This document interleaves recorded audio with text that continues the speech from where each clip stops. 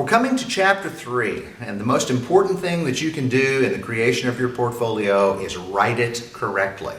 Remember, all the assessors have to evaluate your portfolio is what you write. And as odd as it may sound, good writing trumps good teaching every time when it comes to National Board certification.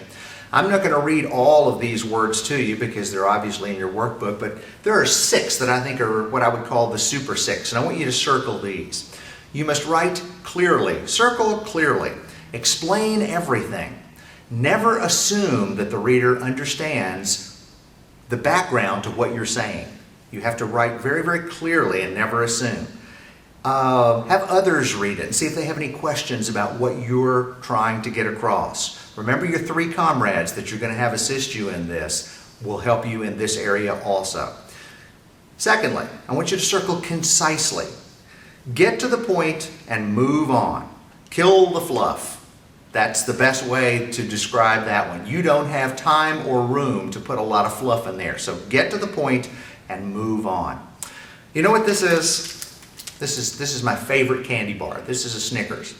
And I remember when I was doing my portfolio and I was having a lot of trouble coming to the conclusion that I was writing a good portfolio. It just didn't seem like it was working.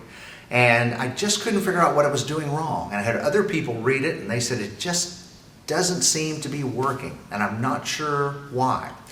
So I remember it was a snowstorm in Lexington, Kentucky, and I went over to Walmart on Nicholasville Road, and I sat there in the parking lot and I tried to think, what am I doing wrong in my writing? I needed to get away from home. And I read, back then they gave us some examples of really good writing, some exemplars, and I read them and I said, what makes those good as opposed to mine? And I realized the difference was the way it was written, not what was in it, but the way it was written. I was writing as I was writing to a professor. The exemplars, those authors were writing as if they were writing to a teacher. And that's the key. So you need to write not only clearly, but you need to write concisely and get to the point and move on. Don't try to use big words. Now, what's that got to do with Snickers? You know, I would eat the Snickers in front of you, but it would make you hungry and it would get you off task. But what I love to do with the Snickers is I like to just bite off the top part of it, that kind of soft part of it. Oh, I love that. And it's pretty easy. You can just kind of take the top part off. You don't have to bite it off. And then that leaves the nugget and the peanuts and the caramel, and it's so good. So I call that skinning the Snickers. What does that got to do with writing, Jerry? Well, cut the fluff. Skin the Snickers. Get the fluff off and get down to the real essence of your writing. And when you see a Snickers bar, I want you to remember that's how you're supposed to write. I kept my Walmart bag that I put that Snickers in that day because that helped me pass National Board certification. Learning to write clearly. Learning to write not as I was writing to a professor, but as I was writing to a teacher. And a lot of your assessors will be teachers. So clearly, concisely, circle convincingly. You want to write convincingly. And I want you to remember the B word is the E word. Now what does that mean? The key word is because, and that is the E word, evidence. Use the word because a lot when you're explaining a statement because it forces you to tell why you are making that statement, and the why is evidence. So get used to using the word because. That will furnish evidence, and that's what the National Board is looking for. So the B word is the E word. And then circle contextually. Contextually, of course, that's the big 3 types of writing, and make sure you don't get these confused.